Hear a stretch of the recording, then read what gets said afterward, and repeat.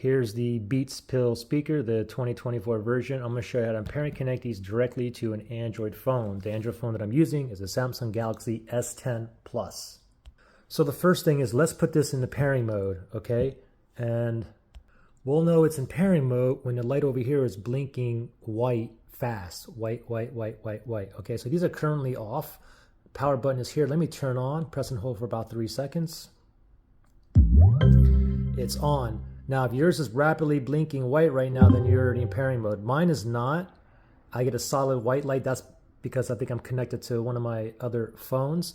Let me go ahead and put this in pairing mode, okay? So power button here. Let me press and hold this power button, ready, set, go. Just keep holding until it starts blinking white rapidly. There it is. Now it's blinking white rapidly.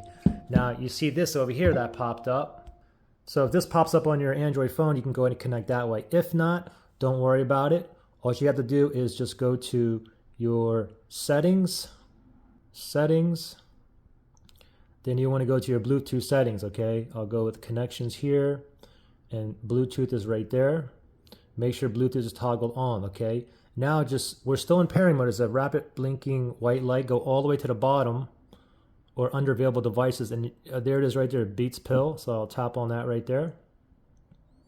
I get a pairing request here. I'll tap on pair. And voila, we are connected. Now, if you had issues connecting or pairing issues, you can always factory reset these speakers. If you need to do that, look in the link below.